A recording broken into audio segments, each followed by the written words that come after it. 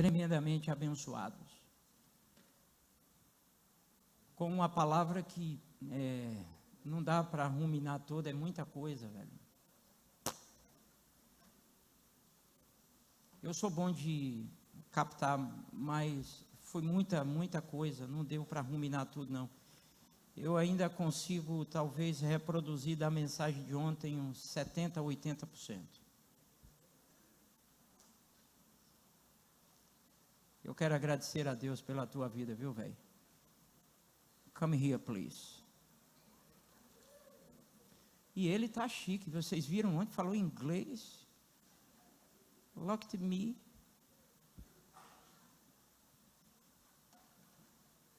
Pastor Leandro tem sido um presente, uma bênção de Deus para a vida da Igreja Batista Central.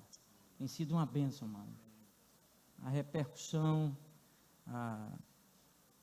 aqueles que não puderam estar aqui ontem, que participaram do culto pela internet, os comentários, que bom, que bênção. Fico feliz por isso, pela tua vida. E ontem foi tremendo. E eu creio que hoje de manhã não vai ser diferente, nem hoje à noite. Amém? Nós vamos passar logo a palavra ao pastor Leandro para a gente começar o almoço. Já fizeram a digestão, ontem foi mocotó. Hoje é feijoada com direito a aquela carne de porco, com aquela chouriça, aquela... Nós vamos orar, agradecer ao Senhor. Pai, muito obrigado pela instrumentalidade do teu filho. Obrigado pela sua família, pelo seu ministério na terra. Obrigado, Senhor, por ele ter descoberto a sua vocação e está colocando em prática com fervor, com temor e tremor. Mais uma vez, usa-o para a edificação do corpo, para o crescimento e a maturidade da igreja, em nome de Jesus. Amém. Obrigado, pastor. Bom dia, queridos. Vocês estão felizes? Eu estou particularmente feliz porque começou a chover. Isso é um sinal que Deus está ao meu favor para que eu pregue bastante, entendeu? Que a chuva agora só vai aumentar, dar aquele transtorno para os irmãos irem para casa. Então, já que a gente não tem nada mais importante do que estarmos em comunhão, amém? A gente vai, brincadeira, irmão, fica tranquilo, é um perigo, né? Gente, antes de qualquer coisa, deixa eu externar a minha honra de participar de um momento como esse. O pastor Jadson honrando a diaconia e eu refletindo que eu estou pertinho de fazer 38 anos, e esses irmãos têm servido ao Senhor por mais de 40 anos nessa igreja local. Isso é uma honra inestimável, amém? E eu fico muito privilegiado de participar desse dia, e quero reforçar o que o pastor compartilhou. Honre esses irmãos que têm servido a Cristo, que têm servido a sua igreja com um coração sincero e puro. Isso é realmente maravilhoso, amém? Bendito seja Jesus por todas essas coisas. Quem estava conosco ontem à noite? Erga a sua mão bem alto. Quantos foram edificados, com sinceridade? Desafiados, confrontados, ficaram com raiva de si mesmo, aleluia. Que aí é o evangelho que você ouviu. Se a mensagem que você escuta faz você ficar com raiva de você mesmo, é o evangelho que você está ouvindo, amém? Glória a Deus. Alguém compartilhou uma mensagem comigo ontem no Instagram daqui, disse assim: Leandro, ontem eu tive vergonha de dizer que eu era crente, mas eu vou me converter agora, de verdade, vou caminhar. Falei, glória a Deus. Gente, então, nós trabalhamos sobre essa ênfase da vocação, olhamos alguns aspectos do evangelho, e eu disse que eu tenho julgado muito importante trabalharmos as variadas perspectivas do evangelho. Então hoje pela manhã eu quero seguir de uma maneira mais sintética, de uma maneira mais objetiva. Nós em Curitiba, na nossa igreja local, a Família dos que Creem, nós encerramos agora uma série de ministrações sobre o livro de Romanos. Nós estudamos todos os domingos, versículo por versículo, o livro de Romanos. Foram 30 domingos observando a verdade contida na carta que Paulo escreve aos Romanos. Curiosamente, o pastor usou hoje aqui o capítulo 16, o último capítulo, para honrar a diaconia. E há uma razão específica pela qual nós fizemos isso. Paramos por 30 domingos para estudar e meditar no conteúdo da carta que Paulo escreve à igreja que estava em Roma. E a razão pela qual fizemos isso é que Romanos é evangelho puro. E nós precisamos desesperadamente, urgentemente, resgatarmos os fundamentos do evangelho. Alguém concorda comigo aqui nessa manhã? Então, nós observamos muitas coisas. Obviamente é impossível que falemos, mesmo se eu usasse todo o fim de semana, não abrangeríamos nem 20% de tudo que trabalhamos. Mas eu quero recomendar a você que deseja. Ontem uma irmã me abençoou, ela está ali, ela disse: Leandro, terminei toda a série de Romanos. Eu falei: meu Deus, que honra. Ela assistiu todas as palavras, né? São 16 capítulos e em torno de 30 mensagens. Então, se você deseja acompanhar, você tem acesso a isso nas principais plataformas digitais: YouTube, Spotify, Deezer, podcast, tudo que você imaginar, áudio e vídeo, na conta da família dos que creem. Você pode acompanhar. Mas hoje pela manhã eu quero abordar algo que eu julgo de ser uma das verdades mais importantes aqui do livro de Romanos. Para isso, vamos abrir Romanos capítulo 7, por favor, versículo 24 em diante.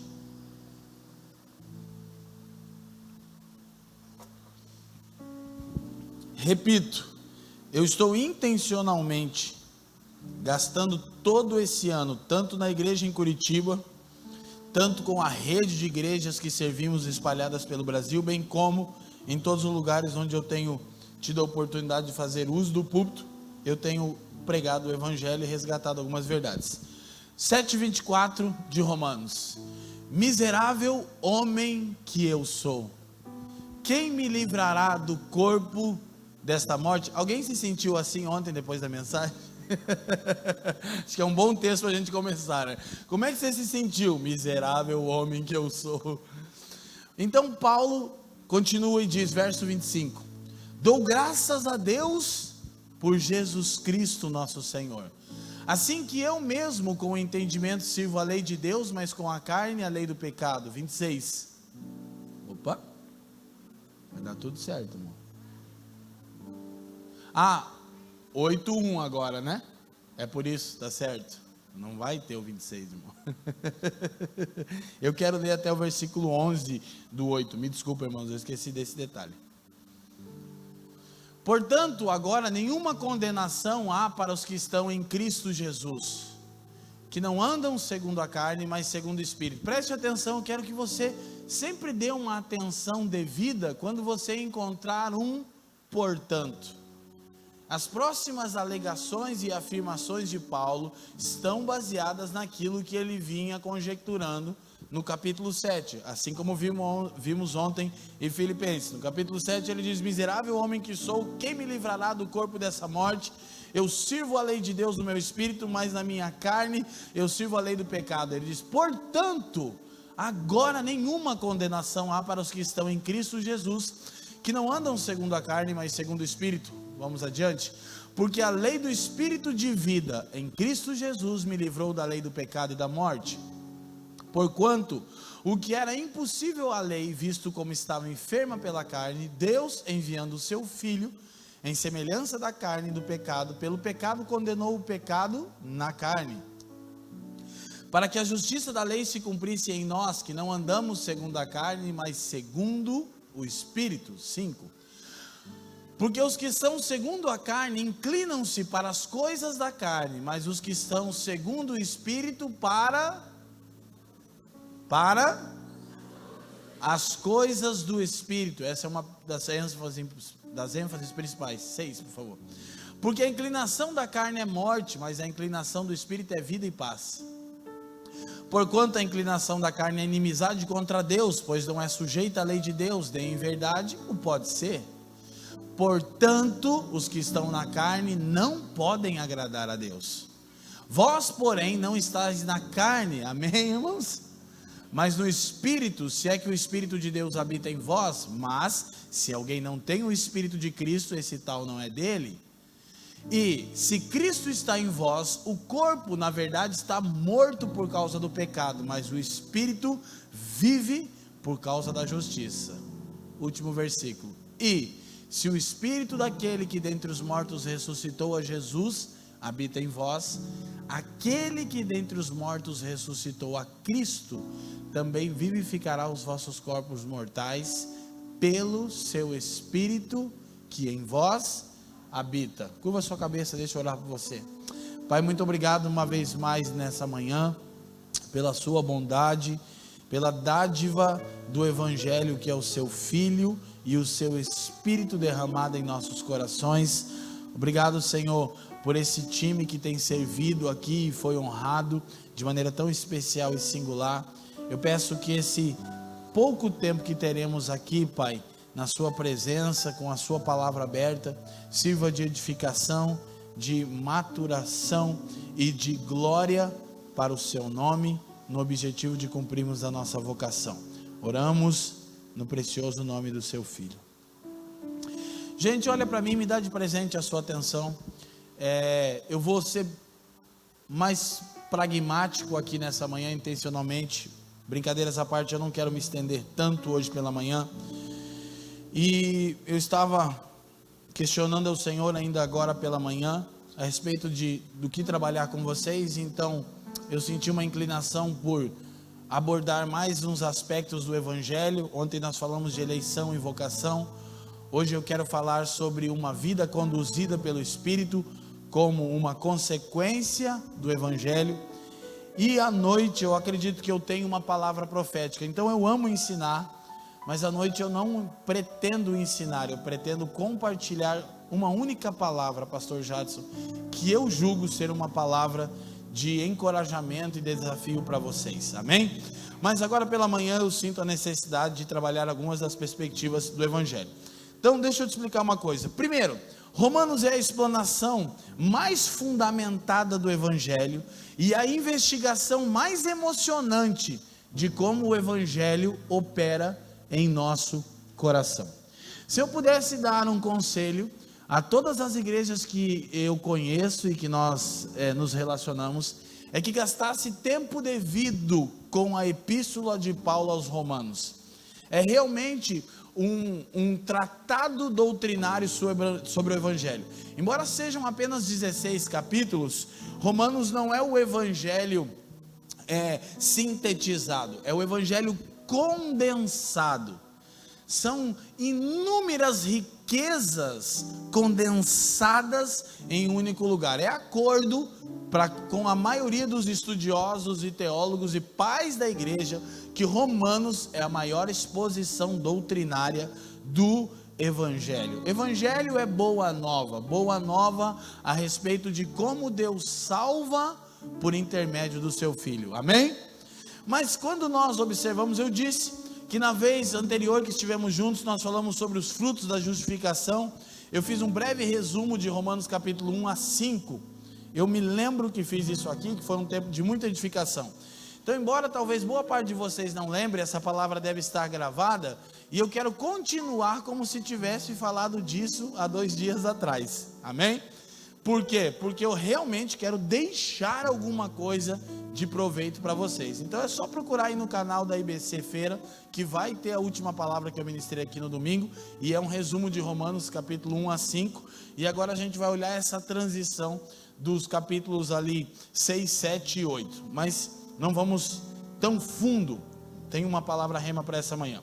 Primeira coisa, se temos que resumir do capítulo 1 ao 7, Paulo está falando sobre justificação pela fé, união com Cristo e salvação somente por meio dele. Diga comigo: justificação pela fé, união com Cristo, salvação somente por meio dele. Então esse é um resumo bem sintético de tudo que Paulo trabalhou do capítulo 1 ao 7. É realmente algo extremamente poderoso. Cabe para nós uma exortação aqui, em tempos onde estamos tratando com aquilo que o mesmo Paulo, quando escreveu aos Gálatas, chamou de outro evangelho. Cabe para nós a exortação de cuidarmos que evangelho não é legalismo. O que é legalismo? Crente não peca mais. Isso é legalismo. Então o evangelho nada tem a ver com religiosidade, com legalismo, com justiça própria, que se define em expressões tais como essa: cristão não peca. Isso é verdade, irmãos? Agora, evangelho também não é libertinagem. Cristão peca como qualquer um. Isso é verdade, irmãos? Porque se for, tem alguma coisa errada. Então, antes que eu comece, deixa eu deixar bem claro que tanto um pensamento quanto o outro não são evangelho. Não é o evangelho uma inclinação legalista que confia em si mesmo, religiosa, que conclui com tal afirmação: cristão não peca. Isso não é evangelho, isso é legalismo. Mas também não é evangelho uma mentalidade permissiva e libertina, que diz: cristão peca como qualquer outra pessoa. Não, isso também não é o evangelho. Quem está me entendendo, diga assim. Ambas as verdades falam de uma vida sem o Espírito. Dizer que cristão não peca mais é confiar na carne, significa uma vida sem o Espírito. Dizer que cristão peca como qualquer outra pessoa é uma vida sem o Espírito, porque também não é verdade. Então Paulo, quando está terminando tudo que está tratando no capítulo 1 a 7, justificação pela fé, união com Cristo, salvação somente por meio dele, ele termina com aqueles versículos: miserável homem que sou, quem me livrará do corpo que me conduz à morte? Então, ele vai trabalhar agora, do final do capítulo 7 até, na verdade, todo o capítulo 16, mas a gente leu até o versículo 11, do 8, ele vai trabalhar o seguinte: agora o conflito está entre a minha mente renovada, o meu homem interior, e a minha carne que ainda não se renovou. Olha que interessante a conjectura, se você perceber. Versículo 24 de novo, versículo do capítulo 7. 7:24. Miserável homem que sou, quem me livrará? Você já se sentiu assim? Tendo prazer na lei de Deus, querendo viver 100% da vontade de Deus em uma vida santa e justa, mas sentindo a aflição de estar num corpo que é sujeito ao pecado. Quem já? Agora olha como o mesmo Paulo responde, 8:11. Quem me livrará do corpo que me conduz dessa morte? Por quê? Segura aqui. Porque aí os irmãos usam e dizem: olha, até Paulo, pastor, viu só? Paulo também, né? Então cristão peca como qualquer um. Não. Olha o que ele diz, 8:11 agora. E se o Espírito daquele que dentre os mortos ressuscitou a Jesus habita em vós, aquele que dentre os mortos ressuscitou a Cristo...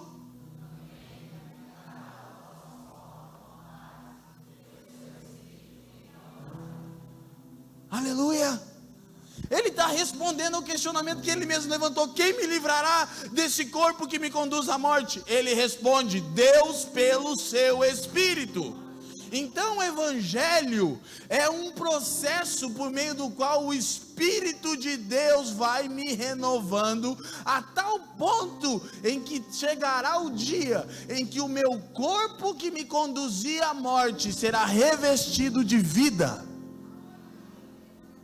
Então olha só, o cristão não é alguém rendido ao pecado, é alguém que luta contra o pecado com uma firme esperança. Não é uma expectativa, é uma esperança, é uma certeza de transformação, amém?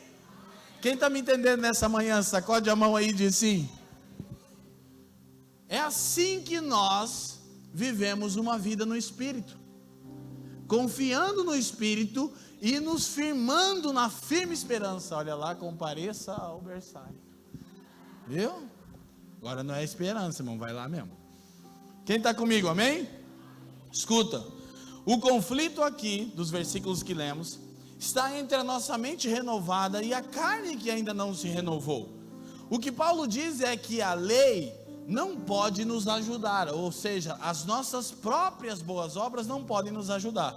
Somente o poder do Espírito habitando em nós pode mudar todas as coisas, amém? Deixa eu te falar uma coisa, a religião não tem o poder de transformar o coração. O Espírito que nos é dado mediante a pregação do Evangelho e recebido com fé, esse pode transformar o coração. Amém? Então Paulo está, na verdade, respondendo a si mesmo. Qual seria um resumo do que ele fala na primeira sessão, capítulo 1 a 7, e na segunda sessão, capítulo 8 a 16? Escute, isso é uma chave de entendimento. Por meio do seu Filho, Deus nos resgatou. Esse é o resumo de Romanos 1 a 7.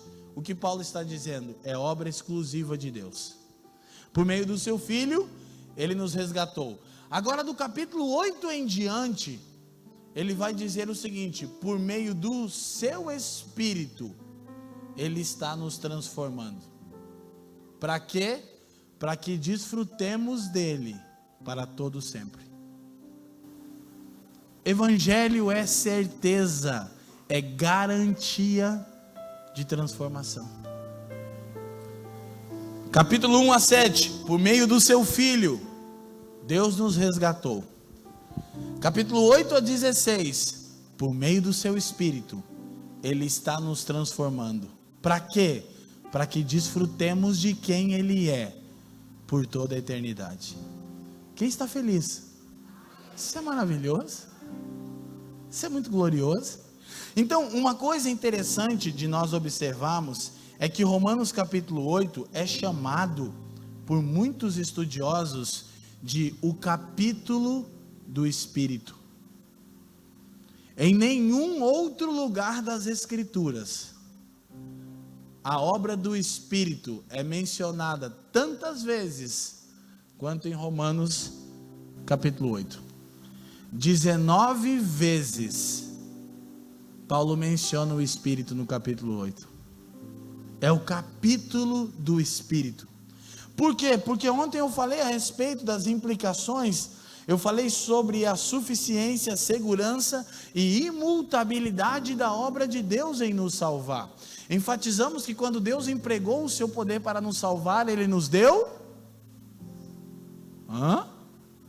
Eu disse várias vezes ontem, quando Deus empregou o seu poder para nos salvar, Ele nos deu tudo. Então agora Paulo vai dizer como nós experimentamos essa nova vida, como a fé no Evangelho de Cristo leva de fato a transformação na vida real.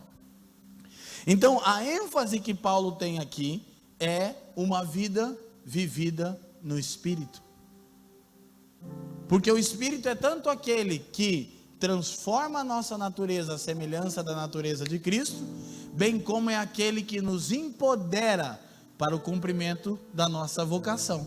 O resumo do que falamos ontem, os dois aspectos nos quais nossa salvação deve ser desenvolvida. Quem lembra? Sacode a mão e diz sim. Então me acompanhe e preste atenção. Ele vai apresentar como a fé no Evangelho de Cristo opera transformação real na minha vida em duas sessões.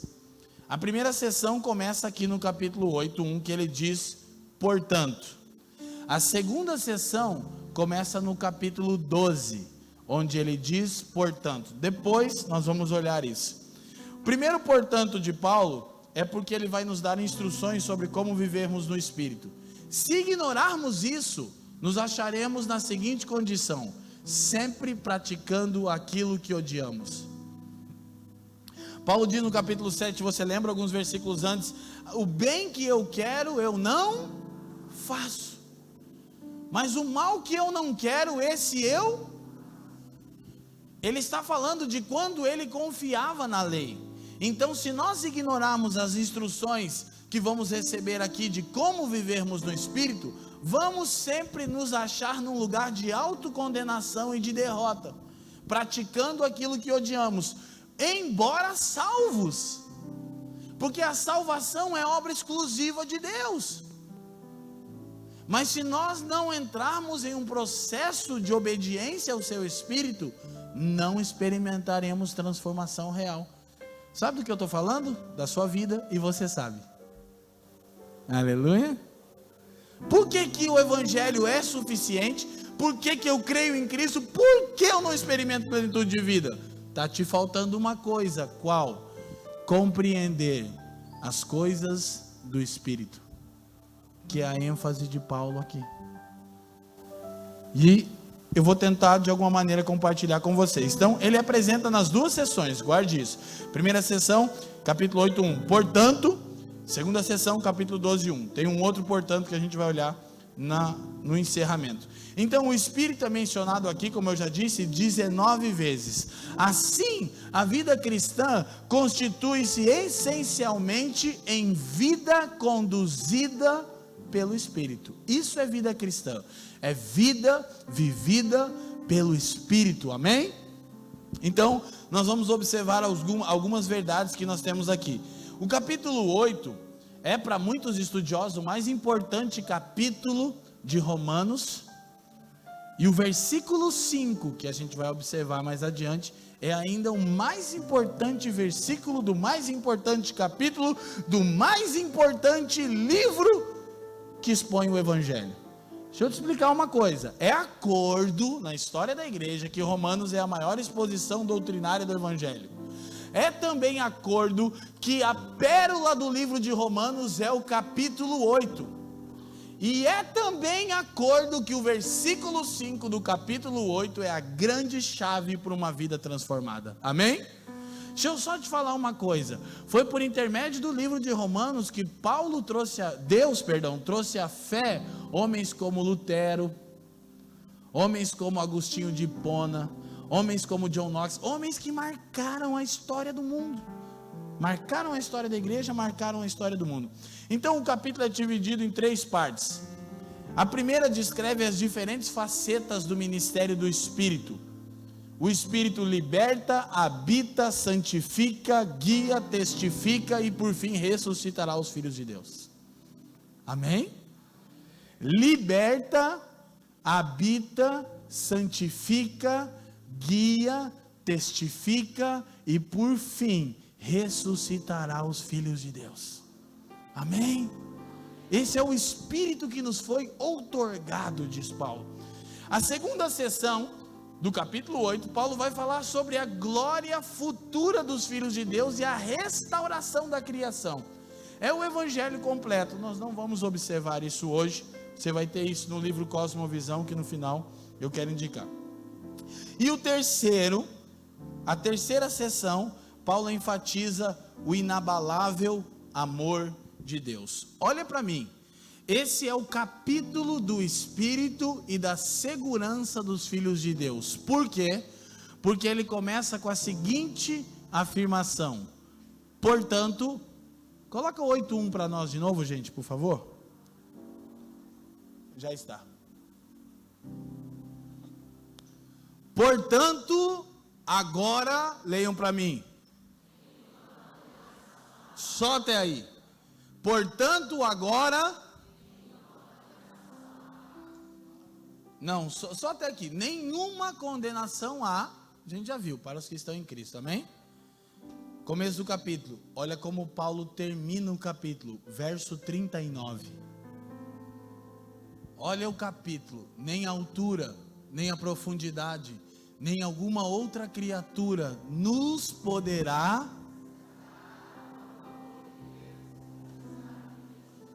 Eu não sei se você entendeu a firmeza das afirmações que Paulo fez nesse capítulo. Ele só garantiu. Eu sou pentecostal, porque até. Ele só garantiu 3 coisinhas bem básicas. Primeira, não há mais condenação para aqueles que estão em Cristo. Amém? Segunda, não há possibilidade alguma de separação para aqueles que estão em Cristo. Um é consequência do outro. Se não há mais condenação, não há possibilidade de que eu seja separado de Deus, amém? A terceira coisinha que Paulo garante no meio do capítulo é o seguinte: o Espírito te levará a ser e fazer o que Deus te chamou e te criou para se tornar e cumprir.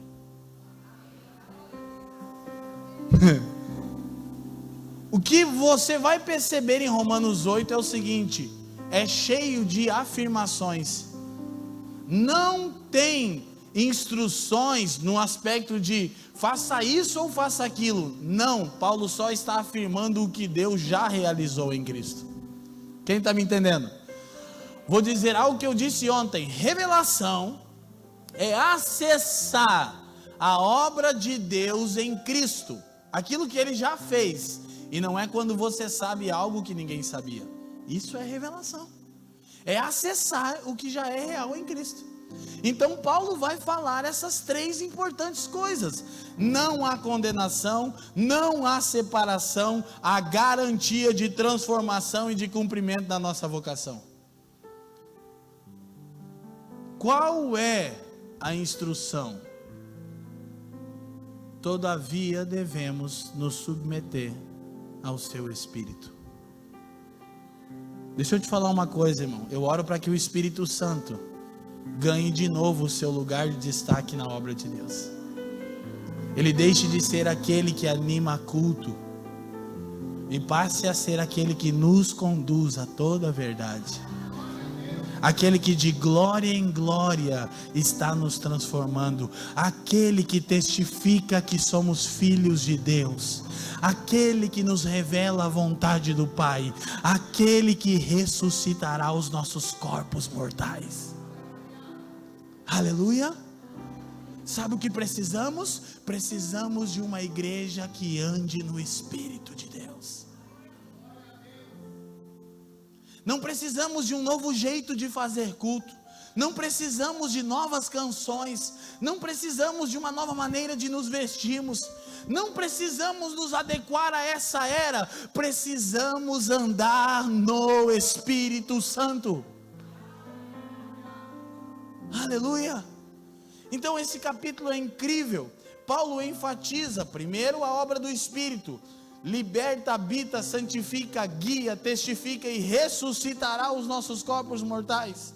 Na segunda sessão, Paulo afirma a liberdade gloriosa dos filhos de Deus e a redenção de toda a criação. Na terceira sessão, ele conclui falando a respeito do inabalável amor de Deus. O capítulo começa com já não há condenação alguma e termina não há possibilidade alguma de separação. Nem a altura, nem a profundidade, nem alguma outra criatura nos poderá separar do amor de Deus que está em Cristo Jesus. Olha a chave, nosso. Porque nos sujeitamos a Ele pelo Espírito.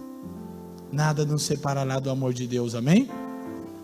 Agora deixa eu conversar com vocês, observando algumas verdades que estão nos versículos 1 a 5 aqui de Romanos. A gente não vai olhar isso tão detalhadamente, mas aquilo que eu julgo ser importante.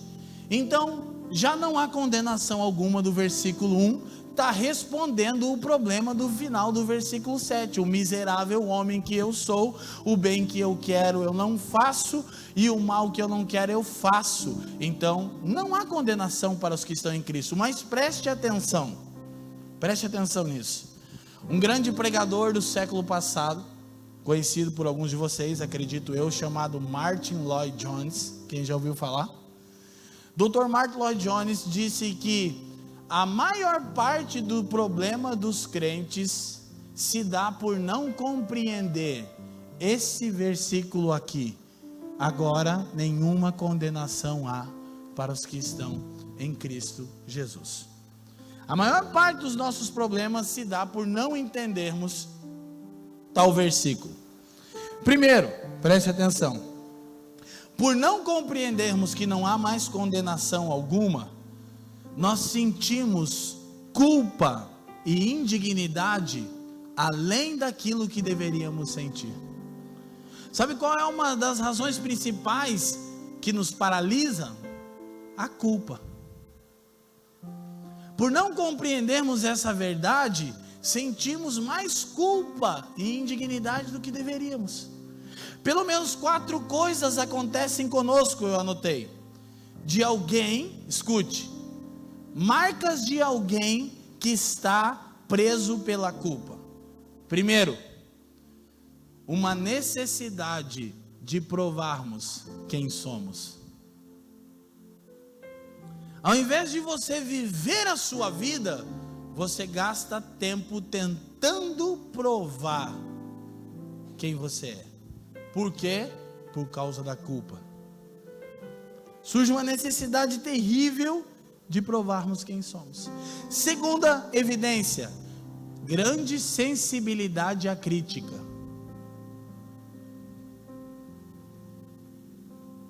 Não pode ninguém criticar você, você fica arrasado. Sabe por quê? Porque você ainda é dominado pela culpa. Quem está me entendendo? Grande sensibilidade à crítica é evidência de alguém que não venceu a culpa ainda. Que aquilo acaba com você. Você não vê como uma maneira de crescer e de se desenvolver. Você vê como uma condenação. Você está preso à culpa. Terceira, atitude defensiva. Falta de confiança nos relacionamentos. Você conhece alguém assim? Está sempre, olha, diz o ditado, né? Pé atrás. Falta de confiança nos relacionamentos. Porque você é dominado pela culpa. Quarta evidência de alguém dominado pela culpa. Escute isso que depois você vai entender como a palavra responde a isso. Falta de alegria e confiança na oração e na adoração. Te falta alegria e confiança, gozo na adoração e na oração. Por quê? Porque você sente-se culpado.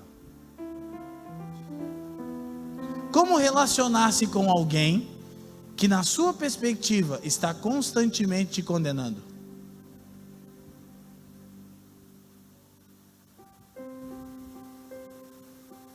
Difícil, né?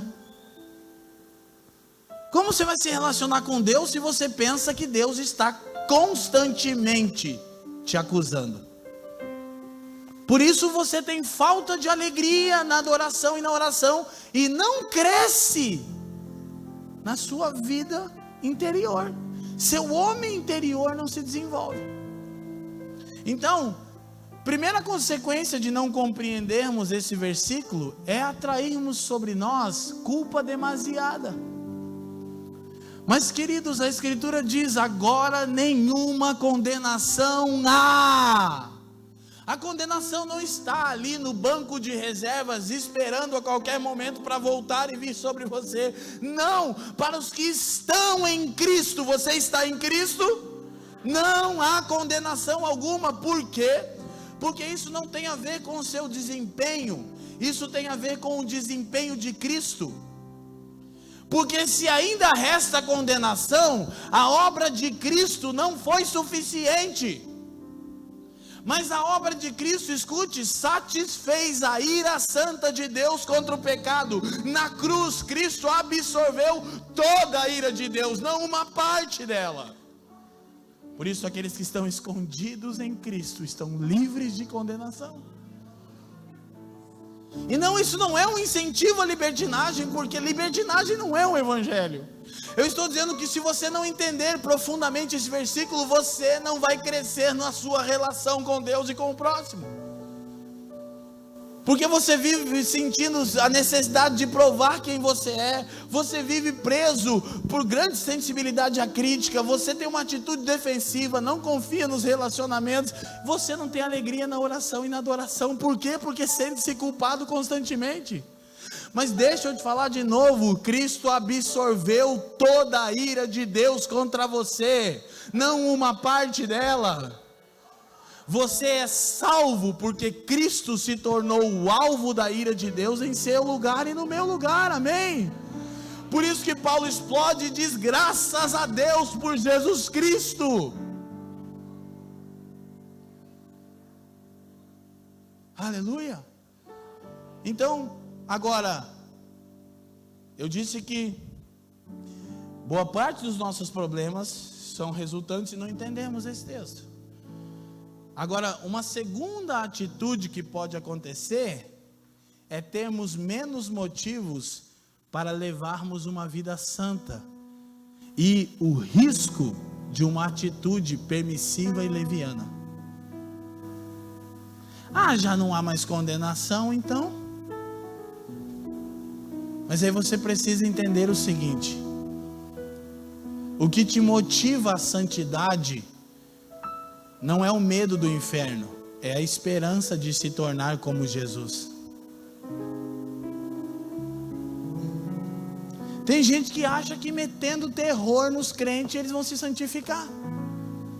Vocês lembram daquela época, o pastor Jadson, que é daquela época, né? Muitos anos atrás, né? Centenas de anos atrás. Tinha no meio dos evangélicos, assim, isso é raro hoje, mas na época do pastor Jadson tinha muito uma questão assim, tudo era pecado, né? Aí tinham vertentes pentecostais, que televisão era do diabo, quem lembra? Aí você ia na casa dos crentes, você olhava na sala, estava vazia a estante. É verdade o que eu vou dizer, mas dentro do armário da cozinha, estava ali a mente do Satanás. Você sabia de crentes que tinham televisão dentro do armário da cozinha? Alguém já viu uma história assim? Eu já vi, eu não estou te falando, eu conheço gente. O pastor saía, abria a porta, ligava o olho do demônio, a boca do inferno. Quem está me entendendo? Nunca adiantou terrorismo para santificação. O evangelho não usa de terrorismo para estimular a santidade. O evangelho usa de esperança. Agora, qual esperança? Nos tornarmos como o Senhor. Quer ver? Faz um parênteses. 1 João capítulo 3, versículo 2.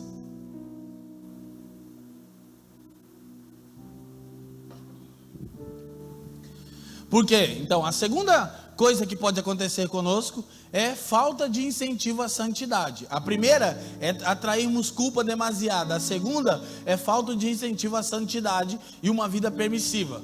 Mas não é isso que as escrituras ensinam. 1 João capítulo 3, versículo 2. Amados, agora somos... Aleluia! Isso é a boa notícia do evangelho. E ainda não é manifestado o que havemos de... Lembra o que eu falei ontem, a reunião inteira? Salvação não é um fim em si mesmo, é um meio para. Agora somos filhos de Deus. Quem é filho de Deus? Quem creu. João 1,12 diz: mas a todos quantos o receberam, deu-lhes o poder de serem feitos. Está salvo, não está? Mas João diz amados, e você só é amado porque você é filho de Deus, porque quem não é filho de Deus, Deus odeia. E não tente defender Deus. Sabe aquela coisa de Deus odeia o pecado, mas ama o pecador? Mentira, Deus odeia o pecado e odeia o pecador. Vai ler a Bíblia, ele tem ódio do ímpio. Não quer dizer que não tenha misericórdia, mas tem ódio, ele aborrece. Então, se nós somos chamados de amados, é por uma única razão: é porque nós nos tornamos filhos por causa da obra de Jesus, amém? Mas ele diz, só que ainda não se manifestou o que haveremos de ser. Então, mas sabemos que quando ele, Cristo, se manifestar, leiam comigo, Batista. Não, bom dia, glória a Deus, vocês estão felizes? Vamos lá, quando ele se manifestar.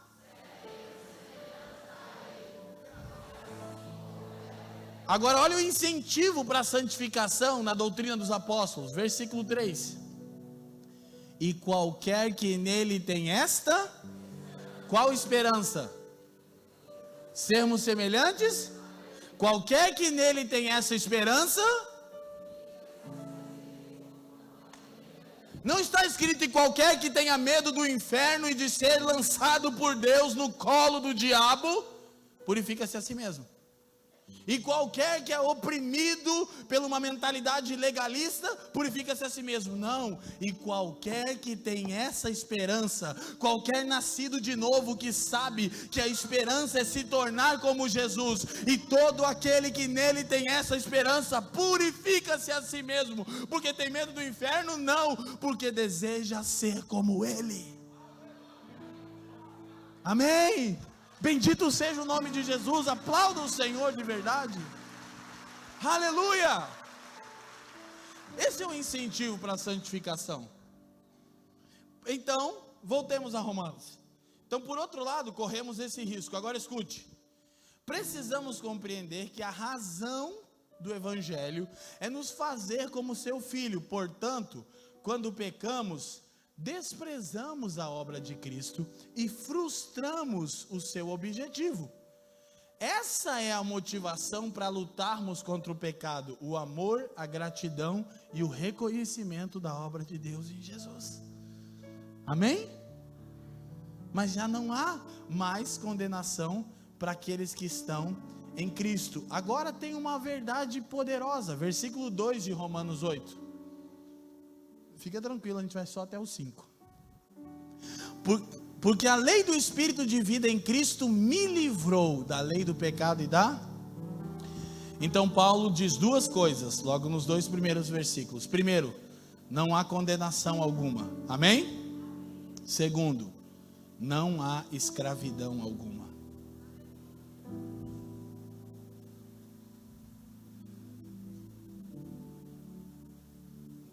Filhos de Deus não são mais escravos do pecado, são servos do seu Espírito.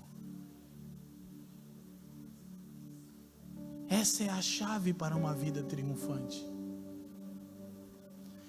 De fato, não há condenação alguma, mas fato é também, não há mais escravidão alguma ao pecado.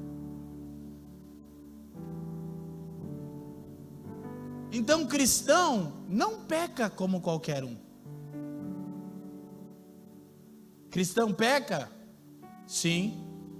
Porque dizer que cristão não peca é legalismo, é confiar na carne.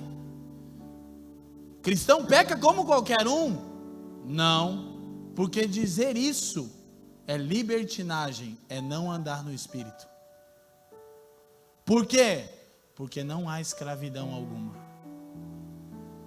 Irmãos, que o nosso próximo ano seja um ano marcado por uma vida no Espírito. O Espírito nos instrui, o Espírito nos ilumina, o Espírito nos guia, o Espírito nos conduz, o Espírito nos restringe. Você já foi impedido pelo Espírito?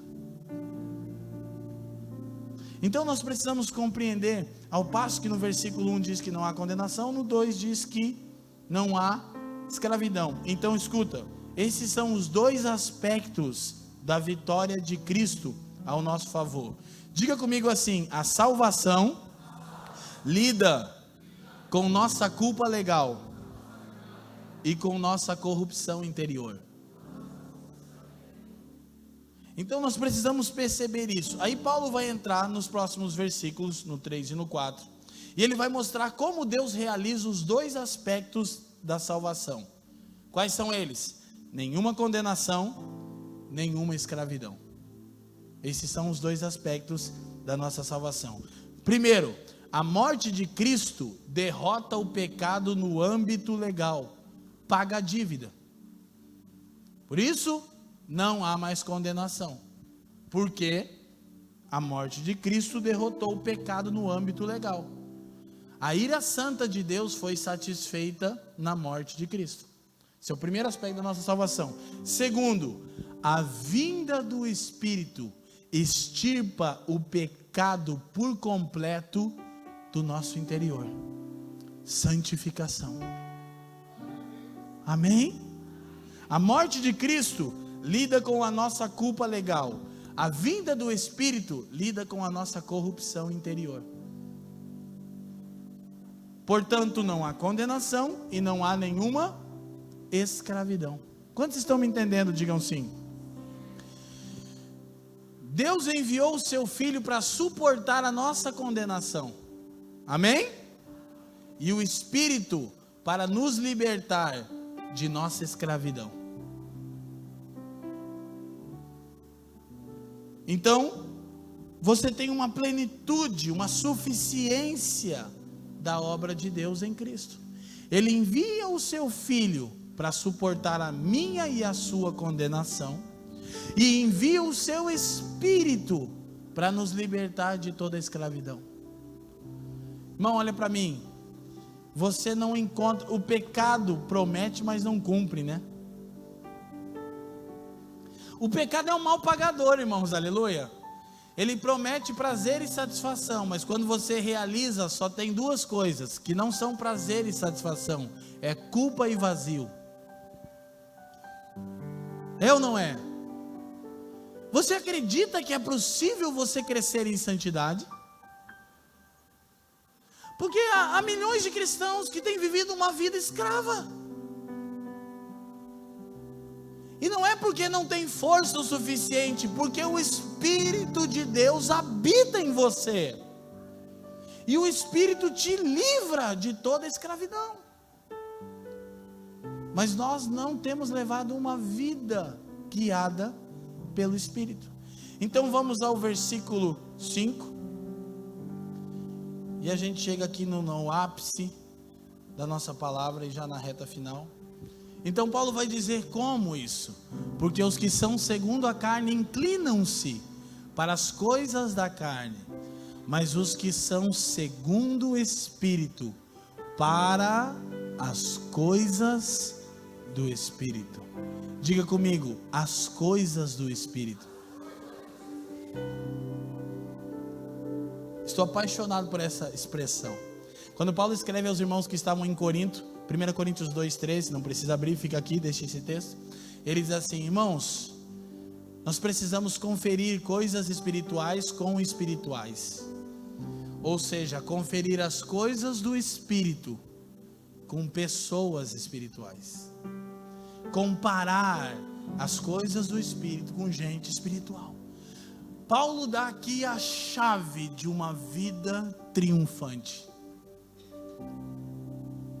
Os que são segundo o Espírito inclinam-se para as coisas do Espírito. Agora preste atenção.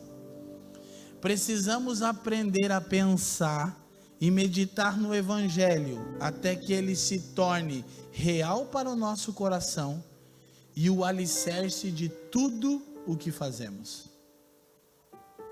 O Evangelho não é uma mensaginha simples que você escutou uma vez na sua vida e que você abandona, não. O Evangelho é o poder de Deus, o Evangelho é que norteia toda a nossa jornada em Jesus, amém?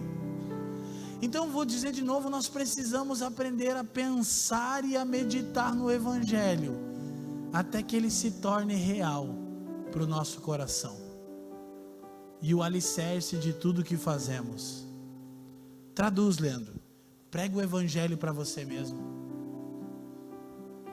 Você já fez isso? Eu faço. Volta e meia eu preciso pregar para mim mesmo. E eu começo a dizer: portanto, já não há condenação para aqueles que estão em Cristo. Portanto, não há possibilidade de separação. O Espírito me faz livre de toda a escravidão. O Espírito me garante que eu serei transformado à semelhança do Filho primogênito de Deus. E eu quero lembrar para mim mesmo que isso não é fruto do meu desempenho, é fruto exclusivo da graça de Deus por intermédio do seu Filho. Sabe o que acontece? Eu já fico mais animado. É isso aí, vai dar certo. E tem vez que eu leio o final da Bíblia. Por quê? Porque no final da Bíblia mostra que vai acabar tudo bem. Amém? Billy Graham foi quem disse isso. Eu já li o fim da Bíblia. Vai ficar tudo bem. Para aqueles que amam a Deus e foram chamados segundo o seu propósito, amém? Tem dia que você precisa ler o final, irmão. Vai dar um spoiler para você mesmo.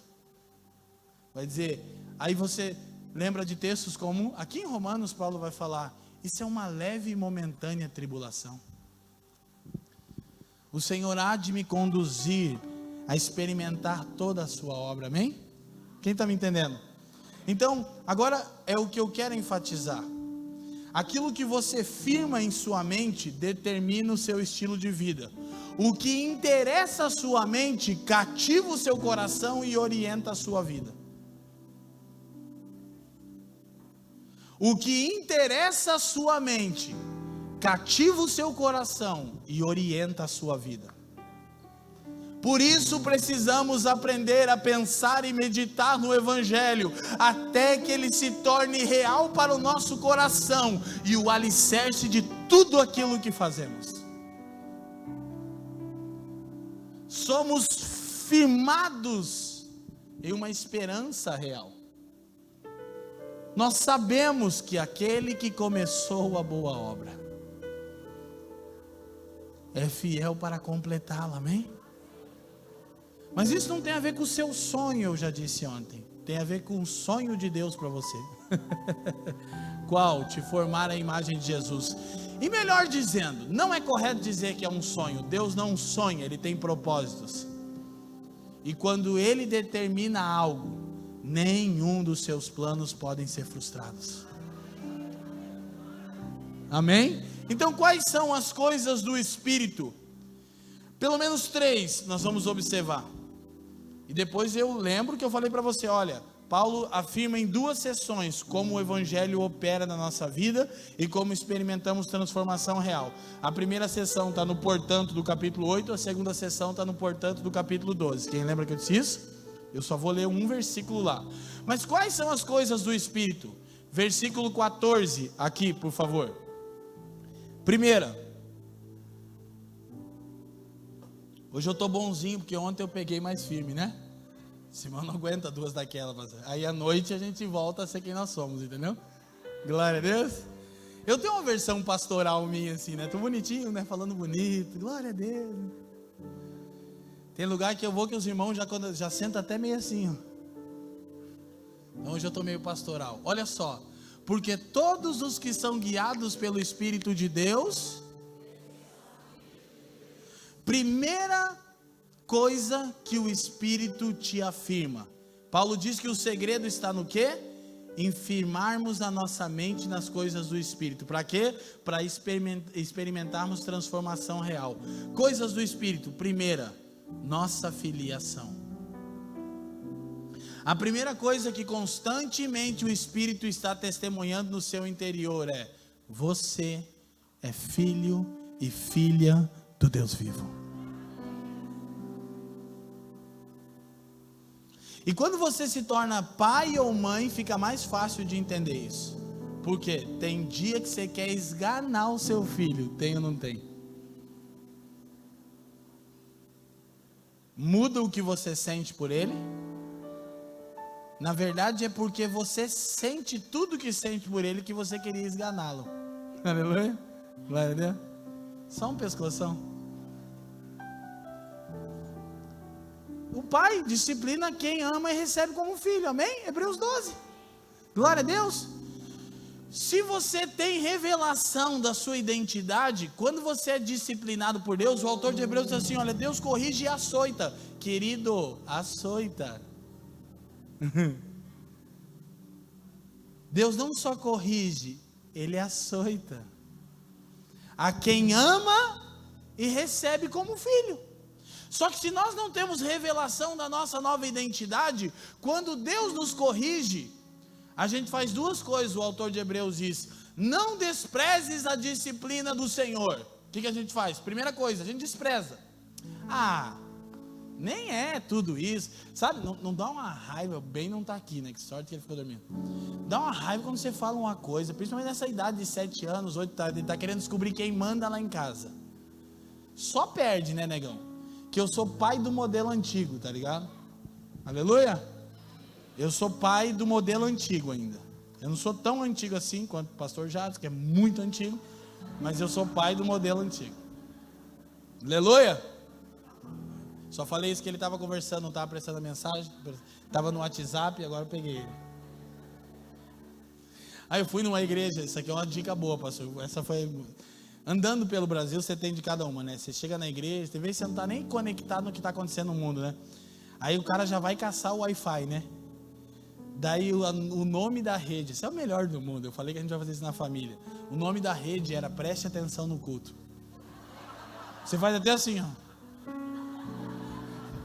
Tipo, tô sendo... Aleluia, é bom, não é bom? Glória a Deus, aleluia!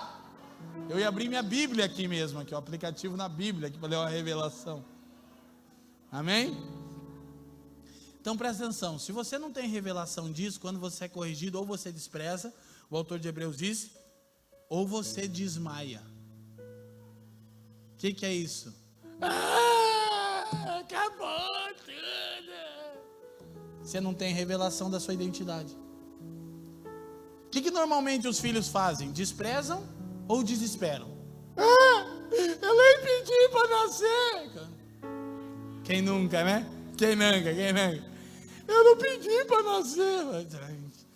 O pior é que você só vai aprender que tipo de filho que você era quando você tiver um.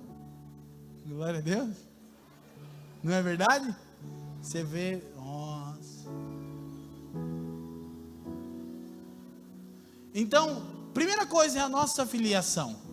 Então, quando somos disciplinados, nós não desprezamos e nem desmaiamos, nos sentimos amados. Quem está me entendendo? O Pai está me corrigindo, o Pai está me alinhando, porque eu estava saindo do trilho do propósito que Ele tem para mim. Então Ele largou a guasca em mim, mas é porque Ele me ama. Por quê? Porque não há condenação para aqueles que estão em Cristo e nem há possibilidade de separação. Então essa é a primeira coisa que o Espírito enfatiza. Versículo 15 e 16. Porque não recebeste o espírito de escravidão, para outra vez estardes em temor, mas recebeste o espírito de adoção de filhos, pelo qual clamamos, Abba, Pai. Próximo. O mesmo Espírito testifica com o nosso espírito que somos filhos de Deus. Então a segunda coisa que o Espírito constantemente enfatiza no nosso coração, nossa libertação do medo e da rejeição. Somos livres do medo e da rejeição. Por quê? Porque somos filhos de Deus. Deixa eu te explicar qual é a importância de ser livre do medo e da rejeição. Significa uma vida produtiva para a glória de Deus. Porque há coisas que você sabe que tem que fazer para honrar a Deus, para cumprir sua vocação, mas você não faz porque tem medo de ser rejeitado. Mas quando você anda no Espírito, você é livre do medo e da rejeição. Tem uma única coisa que te estimula, qual? Fazer toda a vontade de Deus. Amém? Então a primeira coisa, nossa filiação. A segunda coisa, libertação do medo e da rejeição. Terceiro, olha o que diz o versículo 26 desse mesmo capítulo. E da mesma maneira também o Espírito ajuda as nossas fraquezas, porque não sabemos o que havemos de pedir como convém, mas o mesmo Espírito intercede por nós com gemidos inexprimíveis. 27. E aquele que examina os corações sabe qual é a intenção do Espírito, e é Ele que, segundo Deus, intercede pelos santos. Terceira coisa que o Espírito enfatiza em nós: confiança para nos aproximarmos de Deus em oração e adoração. Você lembra que eu disse que a quarta coisa de não compreendermos que não há condenação e culpa é falta de alegria na oração e na adoração? Em contrapartida a isso, o que o Espírito enfatiza em nós é uma confiança para nos aproximarmos de Deus em oração. Por quê? Porque Ele intercede por nós. Então assim nós vamos crescendo gradativamente na nossa salvação. Nós vamos aprendendo a ter uma vida triunfante, como? Atentando para as coisas do Espírito. Nossa filiação, nossa libertação do medo e da rejeição, nossa confiança para nos aproximarmos de Deus em oração e adoração. E isso vai realmente nos colocando num novo lugar, amém? Amém? Quantos estão comigo, amém? Então, Romanos capítulo 12, versículo 1, e fechamos. Glória a Deus. Quem está feliz, amém? Veja isso.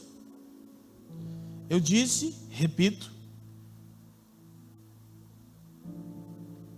que Paulo vai apresentar em 2 sessões como o Evangelho opera a transformação real da nossa vida.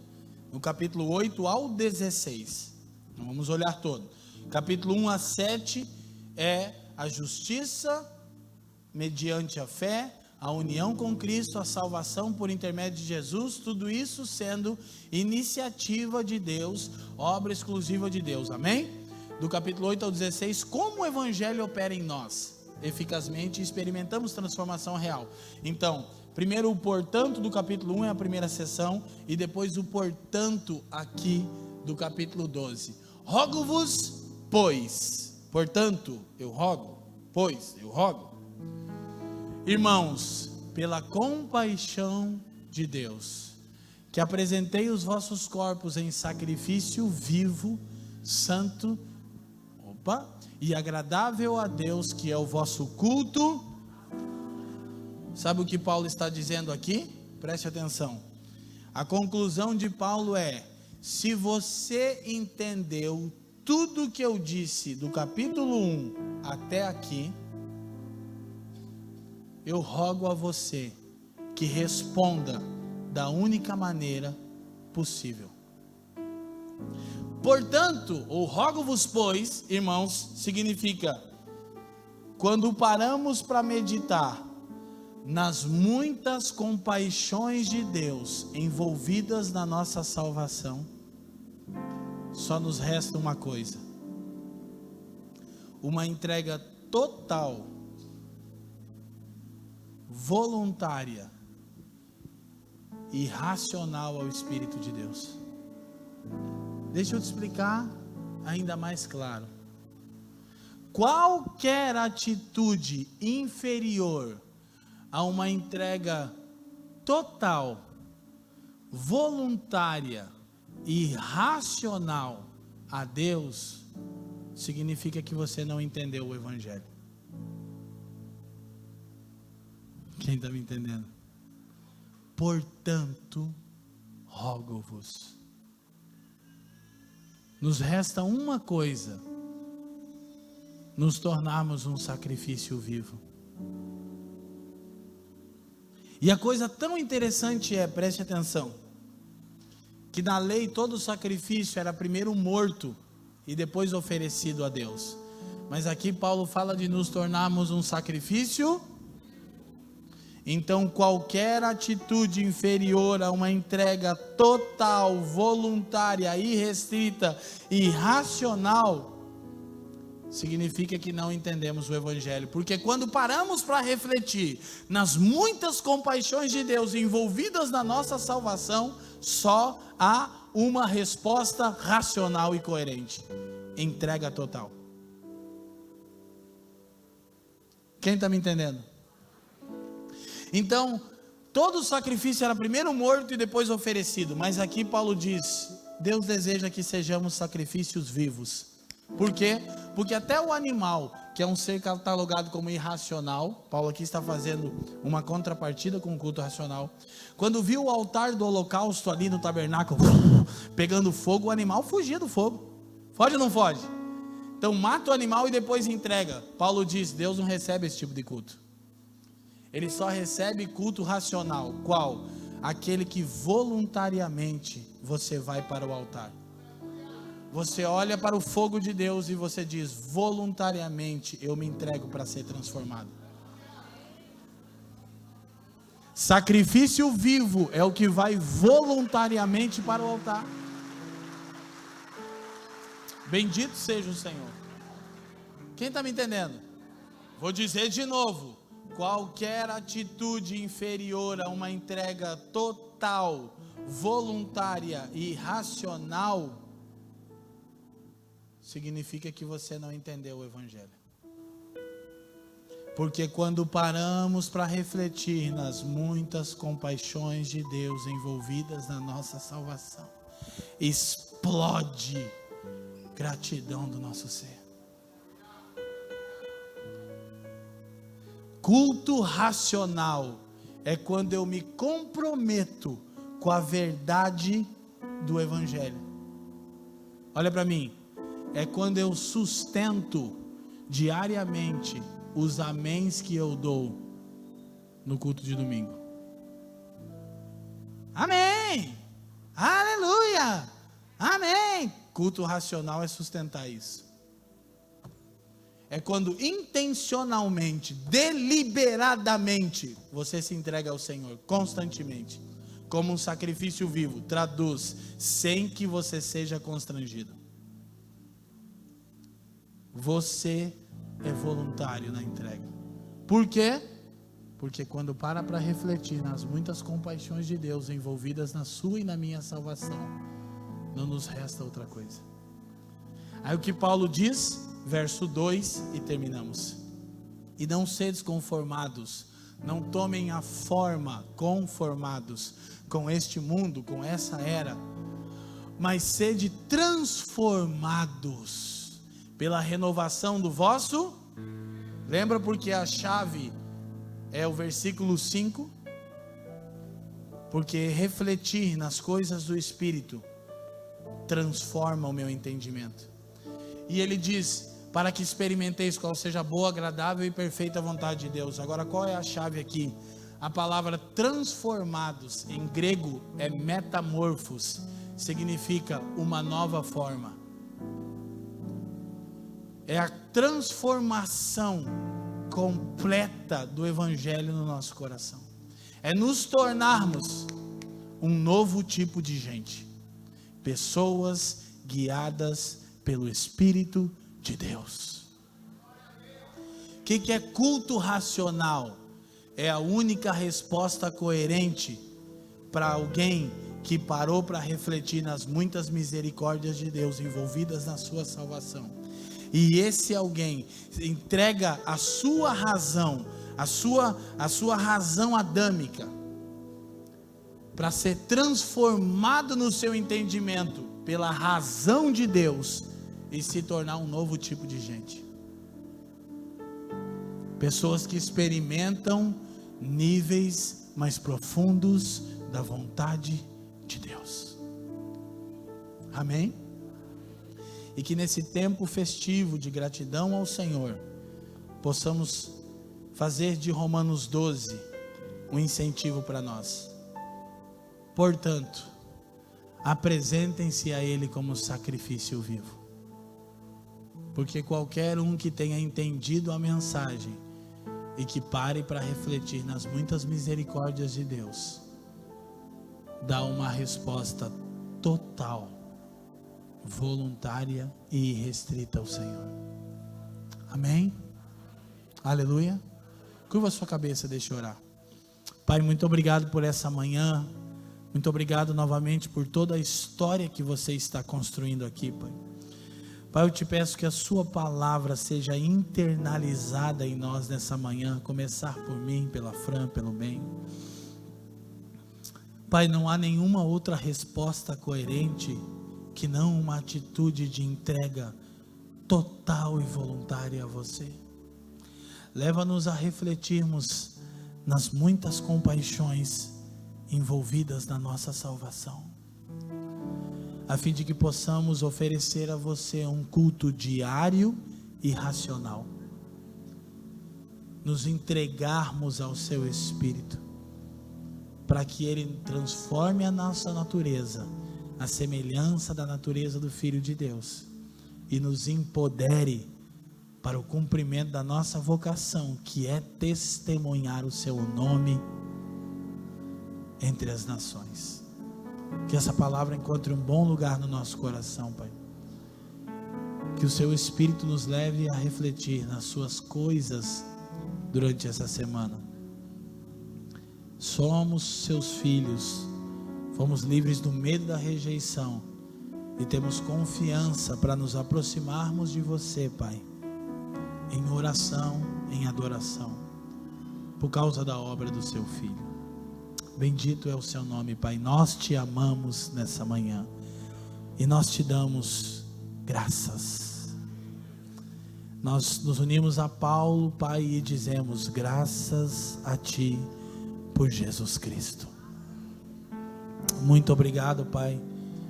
Não nos tem faltado coisa alguma. Ensina-nos a obedecermos o Seu Espírito, Senhor. Ensina-nos a andarmos no Espírito, Senhor. Bendito é o Seu nome. Amém e amém. Glória a Deus.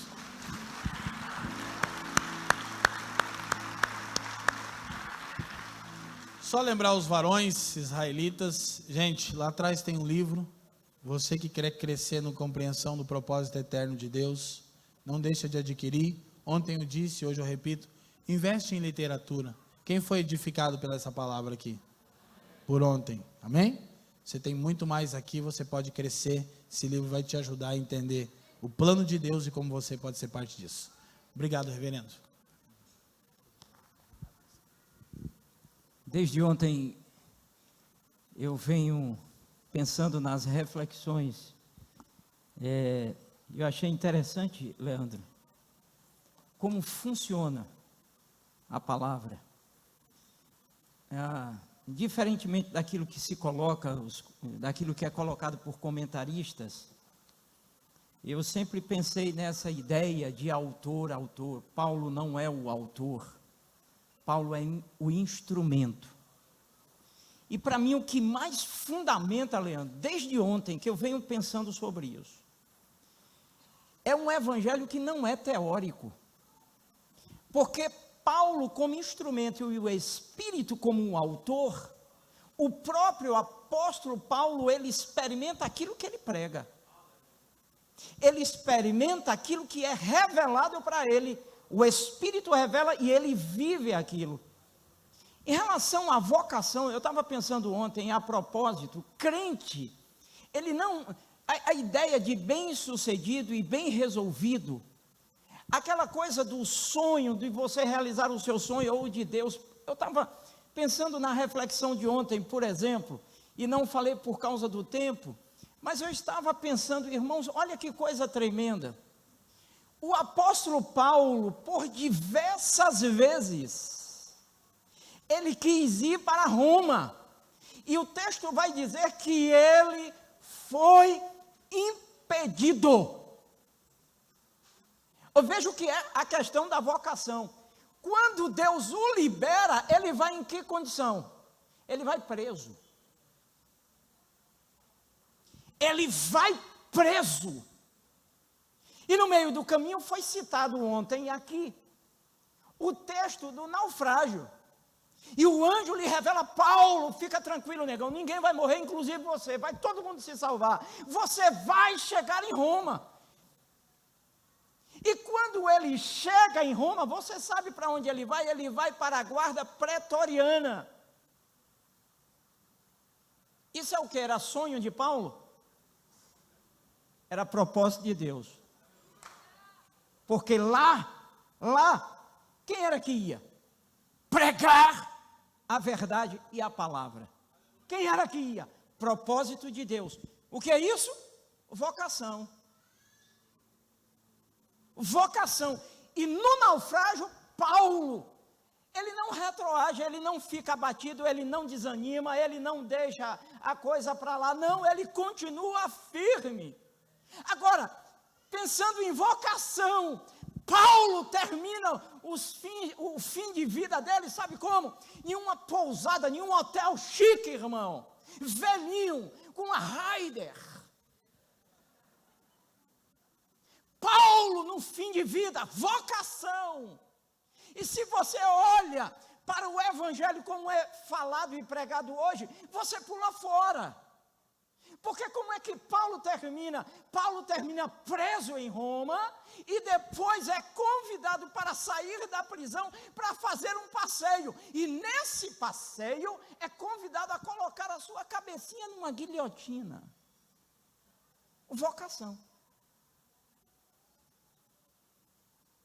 Não importa a maneira que você vai morrer. Importa a causa que te leva à morte.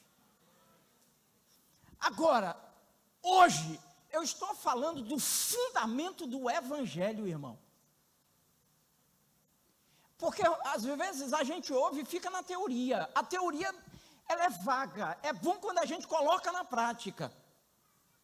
Nenhuma condenação há. Aí você viu a exposição aqui de Romanos 12, uma entrega total. Olha que coisa linda, olha que coisa tremenda, na vida, isso colocado na vida, na prática. Você não é um libertino, você não é um irresponsável, você não é um crente carnal, você não é um crente simplesmente membro de igreja, mas você é um crente transformado pelo Espírito Santo. É o que Paulo vive. Agora, olha que coisa linda. Gálatas 2:20. Olha que coisa tremenda, irmão. Leandro, quando você estava aqui pregando, meu coração pulava. Gálatas 2:20. Olha o que é que Paulo diz. Portanto, não sou mais eu quem vive, oh glória, mas é Cristo quem vive em mim. Olha que diferença. Agora, observe como é que ele coloca. E essa vida, agora já é outra. E essa vida que eu vivo, já não é mais a vida que ele vivia. E essa vida que eu vivo, que vida é essa? Cristo. E essa vida que vivo, agora no corpo, vivo agora como? Pela fé em quem? Que me amou e se entregou por mim. Agora, olha que coisa tremenda e poderosa. Assim, não cancelo a graça de Deus. Quando você vive no Espírito, você não cancela a graça.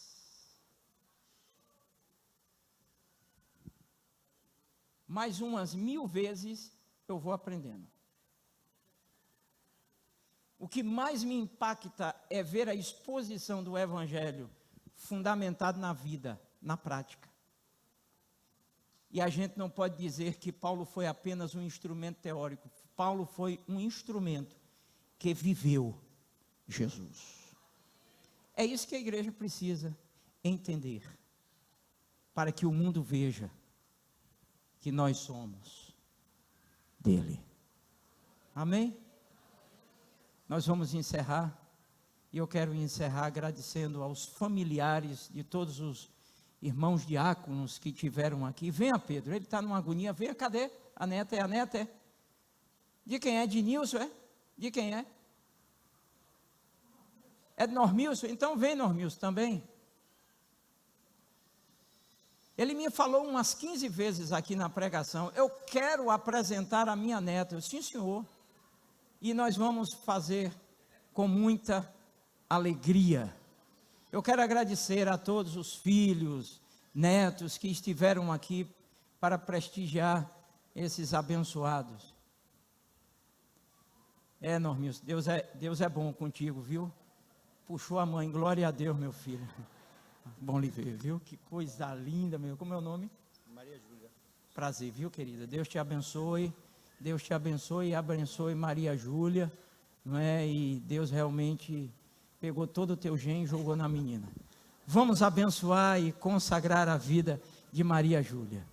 Pai, nesta manhã nós queremos te agradecer por tudo que ouvimos, pela tua palavra colocada para as nossas vidas, por tudo que foi gerado no nosso espírito, pela esperança que temos em Cristo.